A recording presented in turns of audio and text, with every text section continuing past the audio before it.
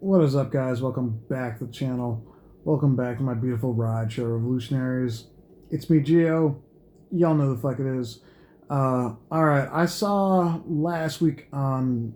Every once in a while I get these, like, Google, news headlines that come up on my phone. A couple different things usually come up. It's usually, like, crazy stories, Uber Lyft news, MMA news, stuff like that. It's because the search engine knows what kind of stuff I look up, so it automatically recommends these kinds of articles.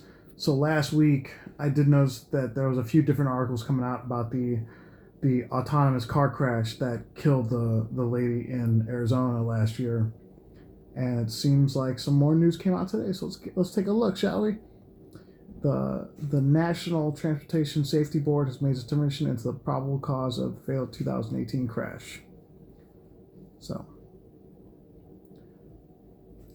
federal investigators split the blame for the fatal self-driving crash between the ride-hailing company, the driver, the victim, and the state of Arizona. So it's four different entities are getting a piece of the blame pie. So let's take a closer look at it here. In a hearing of the National Transportation Safety Board in Washington, D.C. on the 19th, the three-member panel heard from a team of investigators who had been sifting through the details of the crash for over a year. At the end of the 2.5-hour hearing, the board issued a determination of the probable cause in the event that shook the autonomous vehicle industry. The board cited the following as contributing to the fatal crash: the failure of the operator, Rafael Vasquez. I was going to try to avoid making a joke about the first car to kill someone was being operated by a woman driver. I cannot avoid making that kind of joke. It writes itself. So, the operator of the autonomous car, Rafael Vasquez, was visually distracted throughout the trip by her personal cell phone. It confirmed that she was looking down her phone for 34% of the time she was on her shift or whatever.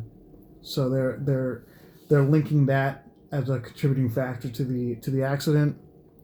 The inadequate safety risk assessment procedures of Uber. The board blasted Uber's lack of a safety vision within ATG, noting the company did not have a dedicated safety manager in place who was responsible for risk assessment and mitigation. So that one, they're throwing it at Uber. Uber's ineffective monitoring of vehicle operators. There were cameras in the vehicle monitoring safety drivers, but there were no oversight to ensure that those drivers weren't violating the company's policies prohibiting things like cell phone use. So there you go. They apparently were not. They told the drivers they can't have cell phones, but they weren't monitoring the drivers. Uber's inability to address the automation complacency of its safety drivers monitoring the automated driving systems. Riding with these vehicles can be very dull, and Uber lacked a system in place to ensure its safeties weren't getting overly complacent. So there you go. The victim was found to have methamphetamines in her system, and her impairment may have led her to cross the street outside the crosswalk, thus leading to her death. I mean, I don't really know what to make of that, guys. Methamphetamines could be anything. There's methamphetamines in Adderall. There's methamphetamines in cough syrup.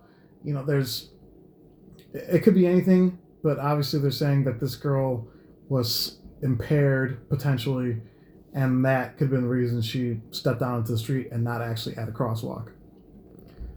Arizona's insufficient policies to regulate automated vehicles on its public roads were found to have contributed to the crash. So the National Traffic Safety Board, what has it? No. The National Transportation Safety Board is throwing this at the lawmakers in Arizona because they gave Uber a free pass to test those cars, and apparently were not issuing enough oversight. They weren't regulating Uber enough in the opinion of the regulatory board. So, or the investigative board. So, yeah. The board also found that Uber's autonomous vehicles were not properly programmed to react to pedestrians across the street outside of designated crosswalks. I mean, guys, this is something all of us drivers can relate to, right? If you drive, for example, Chicago, where the bars are, River North, Wrigleyville, drunk people will sometimes dart in front of the car. Will an automated vehicle, be able to respond quickly enough to an unexpected pedestrian across the street? Obviously not, or at least not right now. And that's why you got to trust humans instead of machines to do this kind of job. Uber revealed to the board that self-driving test vehicles have been involved in over 36 crashes prior to the fatal one in Tempe. So, according to this, Uber's likely to avoid criminal repercussions. The local prosecutor said she's declined to press charges, so it's probably going to be a civil matter. The family of the victim is probably going to sue. So, blah blah blah. They gave all the data. Up until Hertzberg's death, many companies pursuing self-driving cars were racing to get them on the road as quickly as possible. But now most operators acknowledge the timeline will be much longer than originally predicted, and that's because someone died. So now they have to really perfect this kind of technology, and the question is, can you perfect this kind of technology? Yes, the technology exists. I've talked to this before. The technology does exist, but does that mean it's ready to be on city streets? Does that mean it's ready to be rolled out, locally and nationally? I say no. What do you guys think? I know I don't usually cover these kinds of stories, but after this was a hot button issue for a while, and Uber has really, really scaled back their autonomous vehicle program ever since this happened. So that's why I think it's interesting. But I'll link the article in the description. Everyone have a good night. Everyone please stay safe, stay driven, stay classy. I'll talk to you next time. Bye-bye.